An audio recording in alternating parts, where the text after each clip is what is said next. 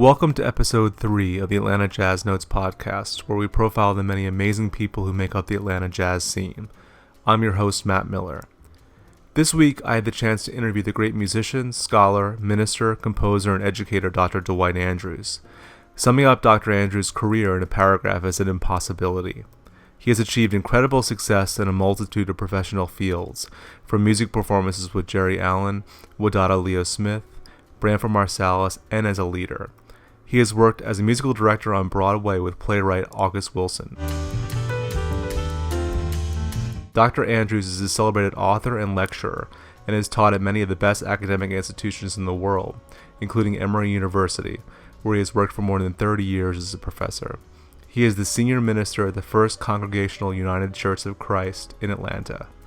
In this wide-ranging conversation, Dr. Andrews talks about growing up in the culturally rich city of Detroit, attending and working at Yale University, collaborating with the legendary playwright August Wilson, the history of jazz music from the 19th century to the present, investigating the intersection of the sacred and secular in music and spiritual life, the Black Lives Matter movement, academia, and so much more.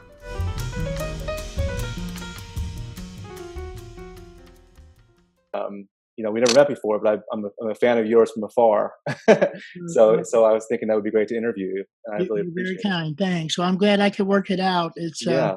this is a very complicated time, and so Yeah, we're all trying to kind of do what we need to do and keep I moving know. forward. But it's a real challenge. Yeah, and you're teaching at Emory still, and also Yeah. at is it Spelman as well? Well, no, I'm just teaching at Emory. I was a visiting professor at Spelman, Mm-hmm.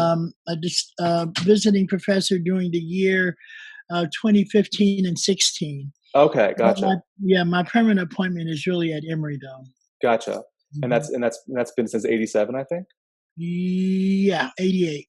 Gotcha. And do you know, are you guys going back to school this fall, or do you know? Well, it's really a mess. We don't really know for sure. Yeah. We know we're going back, but the question is in what form. Mm-hmm. So Emory has been asking the faculty to kind of plan to be flexible. Mm-hmm. So my large course, my history of jazz course, is going to have to be taught essentially online because we don't have a room big enough to be Gotcha. able to social distance and do everything safely. Mm-hmm. So that's kind of a heartbreak because part of the joy is watching kids discover the music. Sure, It's absolutely. harder to do that virtually. I know. Yeah. So, but I'm just trying to figure out how to be as creative as I can with the goal of really instructing folks about the music and how it fits in with the history and the culture. Yeah, that's so interesting. I have to say, I mean, I had a whole idea of questions to ask you, but that makes me think about. I would love to take that class to hear your perspective on the history of jazz, because it's like I was listening to a lecture of yours, and you were talking about just like the origins of jazz, like New Orleans and things like that. And that might be a good place to kind of jump into this conversation. Your idea about, or your it was in the lecture. It was an Emory, and you were talking about the sacred and the secular, and how those things. I mean, there's kind of this a lot of people talk about the origins of jazz being in like the red light district or something like that. But you were expanding that, saying just that there was this kind of this sacred connection that obviously goes really far back, and I thought that was really interesting to kind of take it back to spirituals and back to into the 19th century too. So I don't know if you want to talk about that a little bit. I find that fascinating. It's part of kind of my take on the way in which we do the history of jazz, Mm-hmm. which, as you just described, is kind of the familiar trope of, where we had Storyville, and that's where all the whorehouses were, and that's where Yeah. Jelly Roll was, and etc. But I think the more profound story is the story that talks about all of the ingredients that make up jazz that really predate Storyville. It's the African connections and the Caribbean connections and all of those things, and the way the slave trade was practiced in Louisiana, Mm-hmm. that I think really makes for the kind of gumbo that ultimately jazz comes out of. Mm-hmm. And that was not a simply secular expression, right? Because Yeah. African musics are inherently sacred in many different ways. And so I just try to I try to get my students and I try to get myself to open ourselves up to thinking about the music in a bigger term. Hmm. And so that helps us to understand all of those things about New Orleans that have gotten stripped away from the history of the music, like the fact that we sing when the saints go marching in because that's a church hymn. Hmm. And when we started to do the second line, the players were improvising on those hymns. Hmm. And so it's a way to kind of create a different nexus of understandings of where this stuff comes from. Sure. And I think it really gives us or gives me at least, a deeper appreciation for this complicated music that we sometimes want to simplify. I know, I know. It really is not simple at all, and it's fascinating. Your career has kind of taken on that. It almost exemplifies that idea, working in the church and also the sacred and the secular kind of thing, and then bringing the music into the church. I love that. Yeah, trying to work it all out. Yeah, absolutely. So yeah, I'm really curious about your career too. You have this amazing life story too. Growing up in Detroit, which is obviously a great jazz town. Right. Well, before we start, I was going to ask you: do you use the term jazz? Do you like that term, or do you like to use a different term? Well, it's kind of like the term black, Yeah, these terms are so loaded yeah, that I'd rather not spend my time trying to unpack yeah, the racist underpinnings of even the language yeah. to really get at something more essential, which is to kind of describe what makes the jazz so important. And Hmm. I'm much less concerned with the label as I am kind of what the meanings are. Gotcha. Of So I course. don't I don't labor under it. I know that, in previous generations, Duke and others, have really resisted that kind of language, and people like Yusuf Lateef from Detroit. Hmm. By the time he got to where he ended up spiritually and in terms of his own religiosity, it was completely anathema to jazz. That Hmm. just didn't fit what Yeah, of he was doing. course, of course. So I think I accept the term more as a matter of convenience than comfort. Gotcha. Yeah. Gotcha. Cool. That's interesting. Yeah, I'm just curious about that because the terminology is kind of fraught. So yeah, but we'll use it casually. Yeah, yeah. um, so in Detroit, obviously this is this storied jazz town. Can you tell me a little bit about growing up there? What were your experiences with music and what you Sure. first heard? Well, first of all, before I do that, I just read a book, reread a book that is really interesting. That if you haven't read it, it's called Motor City Music. You know it by Mark Slobin. I don't think I know that one. Mark Slobin is an ethnomusicologist who taught for a very long time at Wesleyan, Hmm. but he is actually from Detroit. Really? And he's a much older guy. But Mark wrote this book, man, that is an incredible kind of story of the unique musical culture of Detroit. Hmm. And in fact, I just spoke with him the other day because I said, man, very few people have kind of unpacked the story, which really helps to kind of give you an understanding of the various ethnicities that were in Detroit to make up the Detroit jazz scene. Hmm. And so it was very helpful to read his book. But yeah, I had a fantastic upbringing, and his book reminded me of the fact, Matt, that, in those days, I'm talking about the 60s, in the late 50s, early 60s, Hmm. Detroit was an incredibly rich and varied cultural city. Hmm. I mean, it has great museums, it had has a great orchestra, and it had a great public school education system. Hmm.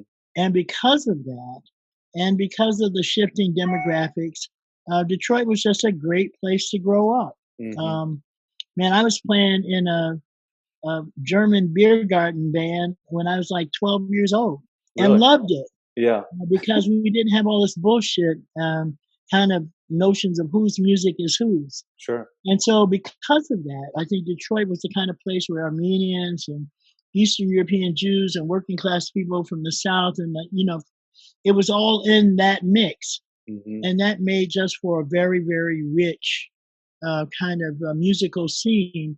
And Sure. it wasn't racially comprised as much as it was kind of, there was something for everyone. Hmm. And so, when I started studying clarinet with Vince Melodon, he was the second principal of the Detroit Symphony.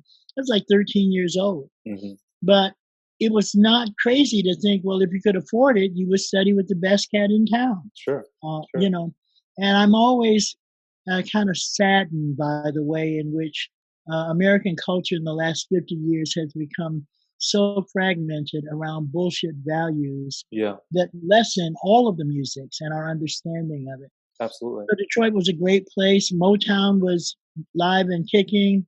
Yeah. Every teenager thought they were going to be the next Temptations, and I was certainly in that number. And Really. and because those were people that were living in our neighborhoods, Sure. you saw them up close and you heard the performances. And I started working professionally with a young kind of rock and roll band, and we thought we were going to be the next big group. Yeah. Unfortunately, this little group called the Jackson Five got there first. I think I've heard of them. But we used to play the parties for the Gordies, and Wow. because they were that accessible. Sure. So you had that on one side. You had these community bands and orchestras all happening. You had these ethnic bands like I was playing in. I actually wore lederhosen, man. I mean, Really. I was like the Don Byron before Don Byron. That's great. And it was great. And so you lived and breathed the music, and that's the kind of upbringing that I had. That's what I've heard. I've heard about that scene, and that it was for generations. It was like that, like this, because it just, because people like Paul Chambers or people, who are generations before you, the same thing, like studying with someone in the symphony, but then playing, all kinds of different kinds of music, and then obviously the jazz, and then the jazz more. I don't think people realize that. Obviously, some people do, but the jazz connection to Motown, how they're just jazz players, That's absolutely right. That's why the band was so slamming. I know. When you looked at the horn sections, like people like Marcus Belgraves and Paul Reiser was doing the arrangements. I mean, these are fabulous musicians, and they had been on the road with Ray Charles and everyone else. And so you really had a deep, rich kind of musical culture. Sure. And cats were not defined by what style they played. Yeah. Cats were defined by if they could play or not. Yeah, of course. And, it was a wonderful environment. I'm sure. And it's still producing cats, but obviously both the economics and the racial and political dynamics have become, I think, really damaging ultimately to the richness of Detroit culture. And in some ways, I think there's a mirror to the moment where we are now. I mean, after the riots of '68, things changed dramatically, and in ways that I think we're still coming to understand. Yeah. But the ways in which things became so segregated in a new way. Yeah. And education really was kind of disemboweled by the lack of tax base and the lack of will. And everything became so oppositional. I think things changed just as I was leaving. Yeah, because you left in late '60s. I left in '69. Okay. So, yeah. But I was in high school when the riots happened in '68, and I saw the tanks coming down the street, and had never seen a tank up close.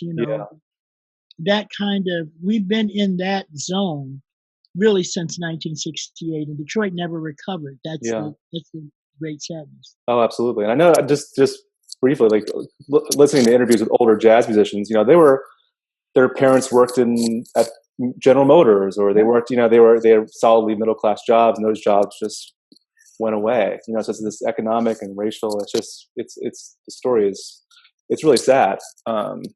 But yeah, but I'm curious about you went to Cass Tech, right? Yeah, absolutely. Which is I was looking at the alumni list, and I was like, whoa. I mean, what was that environment like? It was a magnet school. It was well, they didn't call it magnet school then, but okay. It was an amazing, huge school in this huge building in which all kids had to declare a major. So you had to kind of apply to get in. So if you were a chemistry bio major, chem bio major, you had to have a certain kind of a score, and you had to show aptitude. similarly, if you were going to get in the music program, you had to audition. Hmm. I think I played one of the Mozart. I can't remember on clarinet what I played. It was too long ago, but Hmm. it was just an amazingly um, high level environment Yeah. because it was the smartest kids in the town. Yeah. And because of the reputation musically, kids came from all of the suburbs to go to Cass Gotcha. because of the teachers, because of the pedagogy, Hmm. and it was literally. I look back at those days as that was the best education I could have ever received, I'm sure. and it really sustained me. And all the cats that came before me, I mean, people like, well, all of It those was unbelievable. professors, where do you start, right? I know. Yeah, that was an unusual experience. And once again, it was because it wasn't framed on anything else but kind of musical, kind of the canon, Hmm. So, as you well know, in terms of the orchestra literature, I mean, they were playing Strauss. And they were playing like Till Eulenspiegel. I mean, these pieces were bitchly Yeah. hard pieces. Sure. And when I got to the University of Michigan, virtually all of that repertoire I had already played as a clarinet. Yeah. You know, Yeah. Yeah, and I definitely saw I dealt with that when I was in college because I saw these students coming from these schools. Now it's Houston. A lot of guys from Houston, yeah, these performing arts high schools, and they were like so advanced. They had been through that in high school, and I went to a fine public school, but I wasn't dealing with that kind of music. You yeah. know, Well, so and yeah, where'd you grow up, by the way? I grew up in southern New Jersey. Like Um, where?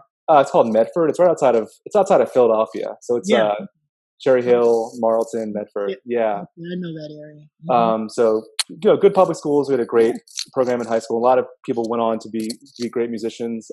But there was when I went to the new school, obviously that was a whole different thing. And there were a bunch of people from Houston in a similar school, the high school for the performing arts, and it was Interesting. similar thing, just cranking out top notch musicians, and we're already playing, and they were playing jazz for years. And they've been raised playing all kinds of music and could play classical, everything. So yeah, I definitely understand how that can transform your life. And you started, you say, as a clarinet player or So I saxophone? started on saxophone, which is Okay, actually kind of a lifelong regret a little bit, that my clarinet chops are not as good as they should be. But you started on clarinet, I obviously. started on clarinet. Yeah. When did you, and then you took up the saxophone shortly after? Well, I did like most teenagers. I mean, the clarinet, I may have enjoyed playing in the German beer garden band, but the Yeah. girls didn't like the German beer garden music. So the saxophone was more sexy, and Yeah, plus it gave me a chance to have a little high school band. sure. So I really wasn't very good. I didn't think because I wasn't studying it. I was doing it more kind of on a capricious level. Hmm. But then there were such good saxophone players in Detroit Hmm. that it forced you to kind of want to be better. Sure. And people like Don Cinta, the classical Hmm. saxophone. Don had gone to Cass and Yeah. studied with Larry Teal. So, I mean, Don kind of raised the bar on saxophone. Sure, certainly. Yeah. Yeah. Was Larry Teal the teacher there then? No, but because Larry Teal was teaching a lot of the great saxophonists from Yeah. Detroit, Sure. he had already gone up to Michigan by the time I graduated. So I actually studied with Teal Gotcha. when I got to college. But Teal was already a legend, and people like Senta and Joe Henderson. Well, I knew about Joe But Henderson yeah, being with Larry Teal. Yeah, yeah. So I mean, you know, it doesn't with get better cats than like that, that. in your roster.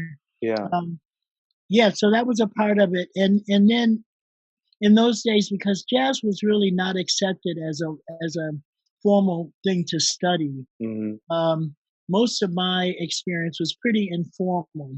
Hmm. And even when I got to Michigan, I wanted to learn how to play the saxophone better and eventually got into Teal's studio. But there was no playing jazz as a student of I Larry wouldn't think Teal. so. Yeah, I No, wouldn't think so. absolutely not.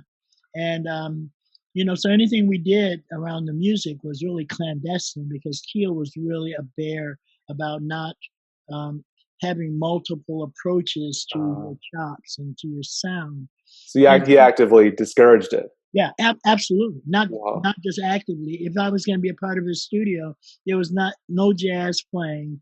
Uh, Whoa. as a part of his studio. Now, admittedly, that was 40, 50 years ago, Yeah. um, but that's the way it was in those Yeah. days. Well, it's still, I mean, it's like if you go around here, I mean, there's the classical saxophone studio and then the jazz studio. Yeah, It's that's the same exactly right. thing. Yeah, And Frank, I mean, speaking from experience with that too, I mean, it's like it's hard to switch back and forth. I don't know, between on saxophone, that's a whole different approach. it You know? absolutely is, and whole different literature. Yeah. But for guys like Joe Henderson who really wanted to understand the saxophone, or Yeah. synth, who for me was like Jesus descended. I mean, who plays like I know, it's that beautiful. on the Yeah. alto saxophone? So I wanted to, have what they were having. Sure. Sure. Feel. Mm.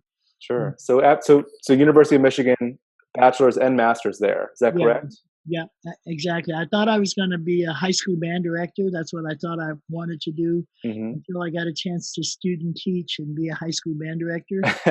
And then I decided no, and then I went back for my master's in woodwind instruments. Gotcha. Um, and so from there, I had a wonderful experience at Michigan as well. It was very rich and a lot of great musical experiences.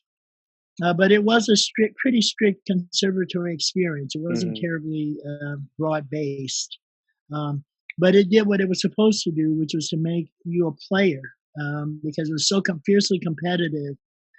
You didn't read books or write papers. You practiced and played. That was it. Hmm. And I loved it and hated it at the same I can time. imagine.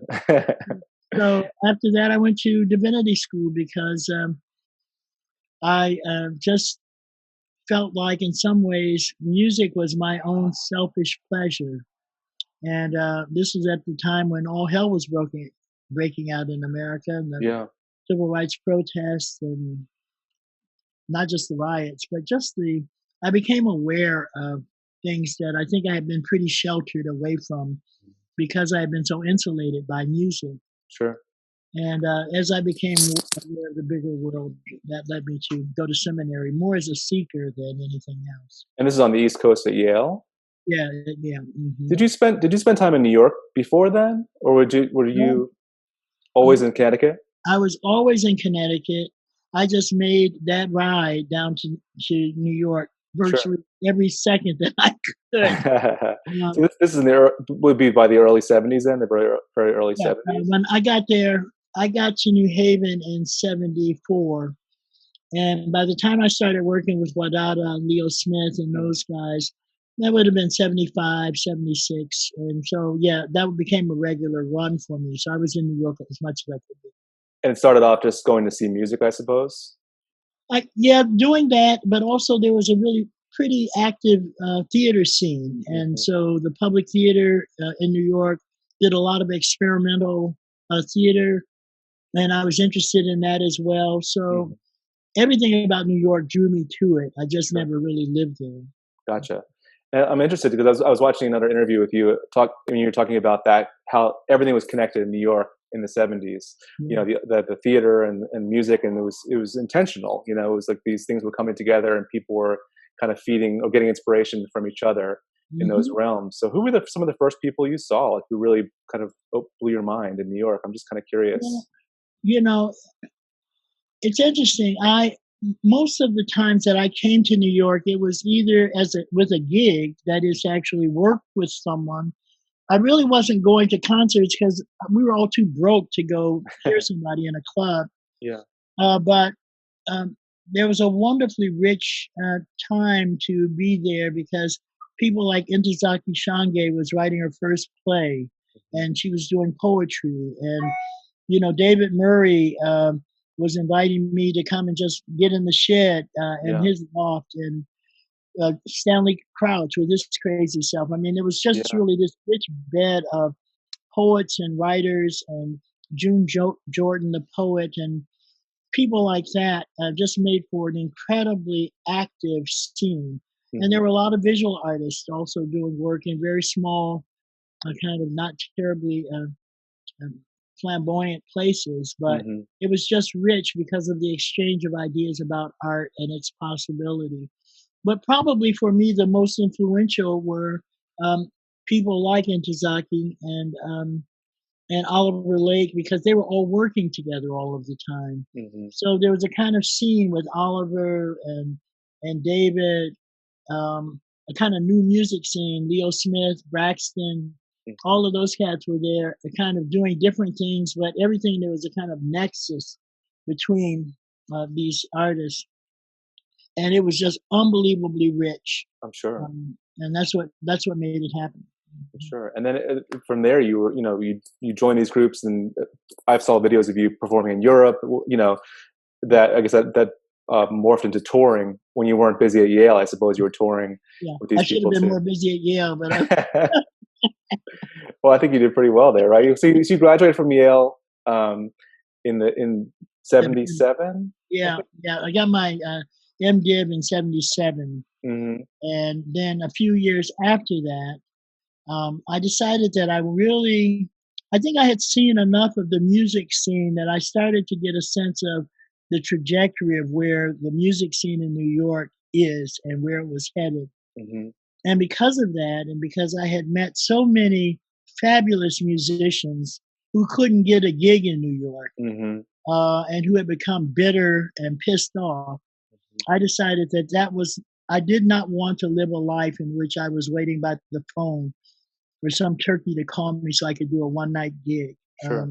And so, in order to do the music that I loved, I figured out early on that I needed to be independent of the jazz scene, Sure. which is its own kind of slavery.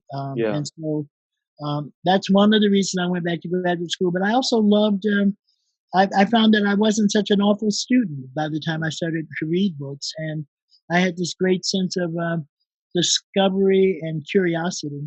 Hmm. And so that's kind of what led me back to graduate school at a very, very, once again, rich time in New Haven, Oh, sure. where both the teachers and the students and the young teachers, I mean, it was such a hotbed. I was just at the right place at the right time. Absolutely. Was Jane Bloom at the new school when you were there? Yeah, she was one of the main faculty members. It was unbelievable. The Yeah, faculty. Well, it's funny. I was looking at your CV, and you talked about Kirk Newrock too. yeah, yeah, He was one of my teachers too. Who was one of the most. I mean, he talk about blowing your mind, like just being so different. yeah.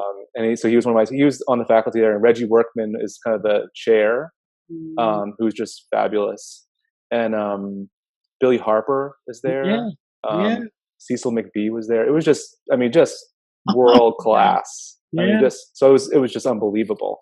So it was amazing. But I'm sure. I mean, at Yale, I'm curious. At Yale, you met. Is that where you met August Wilson at Yale? yes, right, right, Because he was there. I mean, that was talk about perfect timing. yeah, yeah. He was By the way, there's a guy cutting a tree outside. Is that really there. disturbing, or is that okay? Can't even hear it. Yeah, just barely. So, Um, yeah, my friend Skip Gates, we call it the golden age at Yale because, uh, Skip had just come back from Oxford or Cambridge, wherever he did his degree. Cornell West was there teaching, and, wow. people like Toni Morrison and Derek Walcott. I mean, it was just the people Wow. that we were drinking coffee and having cigarettes with. Just was amazing. Oh yeah. And August was basically um, a no-name poet from Pittsburgh, Hmm. and Lloyd Richards said, I think this guy has a real gift, and needless to say, he did have a gift, and all of those associations began there. Gotcha. Yeah, Wow, neighbors. it's unbelievable. Yeah, The people that were there then. yeah. I'm really curious about. I would love. I mean, anything you want to talk about is great. I'd love to hear a bit more about August Wilson, those collaborations. But also, I'm curious about your work. I know you work on kind of the spiritual evolution of jazz, of the great jazz musicians, Yeah. and I'd love to hear you talk about that a little bit too. Just like I know about Ellington and Coltrane, and just kind of.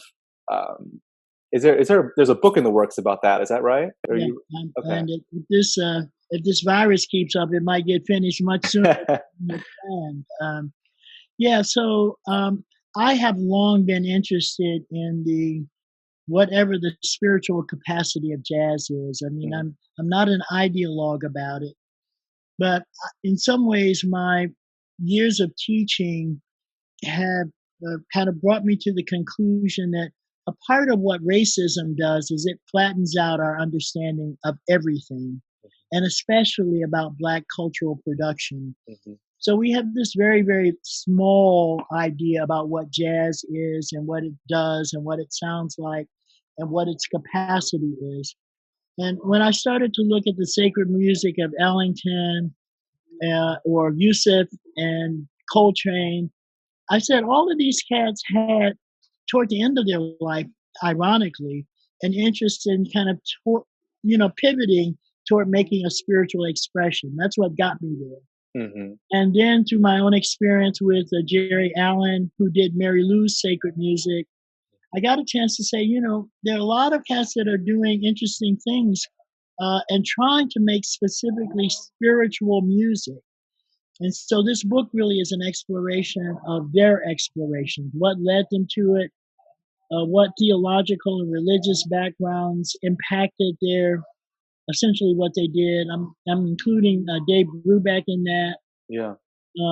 And David is a little bit more slippery because he kind of was all over the place. But I think everybody became much more conscious of something in the music that had a deeper power than we sometimes give it credit for. Mm-hmm. So this book is really trying to kind of frame jazz around that.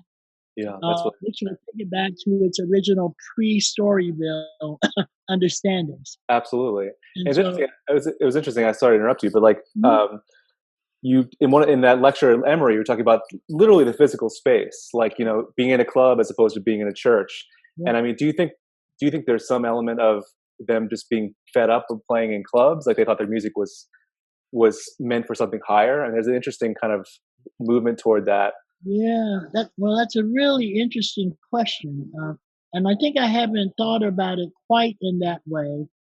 I think where I am right now, and Matt, that might change next week, but Mm-hmm.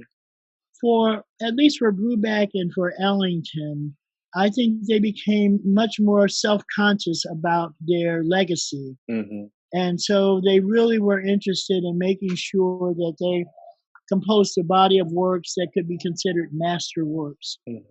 And so, Ellington, who's always very savvy, it's not that he wasn't spiritual, but I don't think he was fed up with touring or any of that, but I think he wanted to put his gigs on a different level. Mm-hmm. And so I think both for him and for Brubeck, most of their works were commissioned, the oratorios and the rest of it. So I think that was driving part of it.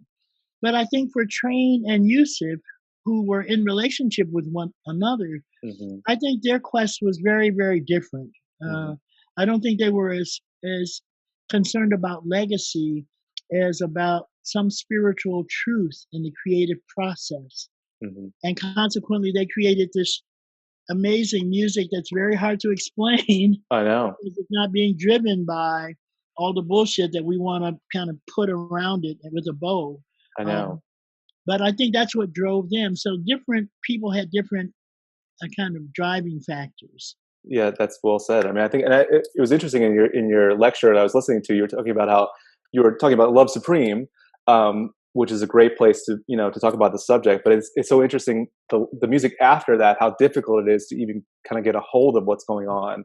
Like, Yeah. where does it? I mean, do you deal with that in the book, or are you planning I on it? do. And I deal with it in a way that says this music is so hard to unpack Mm-hmm. because in its essence, it's really, in my Train chapter, I talk about Train speaking in tongues, Yeah. which is, that kind of practice in Pentecostal churches where, when the Holy Spirit hits you, you start speaking in these unknown tongues. Mm-hmm. And so I describe those late pieces, meditations, transformation, all of those pieces, Om, as being a part of Train speaking in tongues. Mm-hmm. He becomes a kind of vessel, and that doesn't really easily yield itself to post-performance analytics. I know. And there are those recordings where he's actually is yelling. He's Yeah. just vocalizing. Yeah. Yeah. It's really. And so I'd like us to have an experience where we can kind of appreciate these expressions for what they are. Mm-hmm. And I think in terms of Train, he's a great example. Train could give a shit about what my analytic observations are because that's not what he was trying to show competence in. Hmm. And so, this book, if I do it right, it can just say, "Isn't it wonderful to have a creative vessel that literally yields all of its possibilities?" Precisely because Train was a compulsive practicer. I Hmm. mean, he couldn't practice anymore. I mean, how fast, how high? I I know. mean, we all know the stories, but ultimately, by the time he got to the end of his career or end of his life, that was no longer what was important. Sure. Absolutely. And it's so interesting the difference between Ellington and Coltrane. Like it's so intensely personal, Yeah, the Coltrane stuff, and certainly Yusuf Lateef is in a similar vein. It's just this that's right. intense personal search, and it doesn't. It's totally irrelevant to what other people think. I Yeah, mean, they really didn't care. I don't think it was just such a personal mission. yeah, We're just lucky that we had, they recorded so much of it, exactly, and exactly. he had the ability to just go in there and record when he wanted to, which is so great. Yeah, Um, so I was thinking, I don't want to take too much of your time up today. I'm Um, enjoying the conversation well, also. likewise. I want to see if I could throw just some names at you and kind of Sure. get your reaction to these names who are people from your life. Geri Allen. Yeah. Um, Amazing. Yeah. And I'm finishing up an essay right now as we speak on her sacred music. I'm writing it for this special pit issue on Jerry, and she was like my sister, and just kind of hard to put it into words, but a very generous gift to all of us. And uh, there's not a day that goes by that I don't still feel this profound sense of loss and grief. Because we were like two peas in a pod. I mean, I'm waiting for her to call me to say, what's the highest note for the oboe? Mhm. Something crazy like that. Yeah, Um, yeah, amazing, I'm sure. amazing and gifted. And I'm hoping that we will uh, get a more total understanding of her gifts in the coming years. I hope so too, because you certainly would categorize her as underrated. I mean, or Mhm. among the general public, it's just unbelievable. And I freely admit that I don't have enough of her music. Mhm. But yeah, I love what I do have. I know that your relationship with her was so important and so long standing. Yeah. Can I ask you about? I'm doing a story. I was doing a story when we first talked about Ed Blackwell. Yes. What your relationship with Ed Blackwell is or was. Well, it was really as just a kind of fellow side person Hmm. because Ed was living between New York and New Haven in the 90s. And I got a chance, because of this interview, I got a chance to go back to the recording that I did with him Hmm. for Jay Hogarth.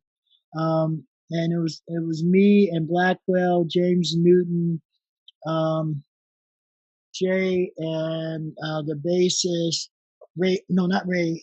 Hold on, I had to bring the album so I wouldn't forget. Oh yeah, it was Mark Elias, who had also Oh, been sure. in Cleveland. So Blackwell, actually, I think this was one of his last recordings Hmm. because he died, I think, that year, the following year. But I had worked with Blackwell in a couple of small group settings, really as a hired person. So I can't say I knew him well. I just enjoyed, that generation of cats. They didn't necessarily do a lot of talking, Hmm. uh, but in those still moments, they would say these little things that would say you would spend the next 2 weeks trying to figure out, well, what did he mean by that? Hmm. So he was kind of like that for me. And he was teaching up at Wesleyan along with Bill Barron, who I knew better because I had actually taken some lessons with Bill. Sure. But once again, these guys didn't talk a lot. I mean, I'd say a few things, and then it was about making some music. And Yeah. uh, I think I underestimated, at least at the time. I don't think I fully appreciated all of what Ed did as a player. Hmm. I almost had to, in that following 2 decades, I had to start listening to him more, and I would go, damn, because now I understand why all the drummers would say Blackwell. Yeah. Um, but I think as we grow, we listen better and our appreciation deepens. And so Hmm. it's really an inspiration because of who he was and how he was. Um, yeah, it And was certainly the tradition. I mean, the tradition of the drums. And his. I mean, maybe more than anyone, exactly. hearing the New Orleans tradition and his drumming, and it's so it's like an essential sound. It's not. There's not a lot of other stuff. It's beautifully simple, but it's so complex. And yeah, I love his playing, and that's something that grew on me too. It did not happen initially, Yeah. because it just definitely is not going to hit you over the head. It's subtle and beautiful. Yeah. I want to ask It's you one more wow. name. One more name. Tyrone Jackson here in Atlanta. Um, I think he is the A-list guy. Yeah, me too. He's a wonderful, wonderfully gifted, once again, and generous musician. Mhm. And I think what I love about Tyrone is he really is disciplined. So that, if you're playing X, he will go in to discover what's at the heart of X. If you're playing Y, he will go there. Mhm. So he won't map on, some superficial bullshit Mhm. to Z, but he'll bring to Z what it needs. And he's really a disciplined and really well trained musician who I enjoy talking with Yeah, and just love being around. yeah, He's my favorite, one of my favorite musicians. me too. Yeah, I So, love him. yeah, yeah. Um, So yeah, he's and we still continue to work. When we work, we haven't done that in a while, but yeah, Tyrone is definitely up there. yeah, yeah, absolutely. What's next for you? I mean, the book's coming out.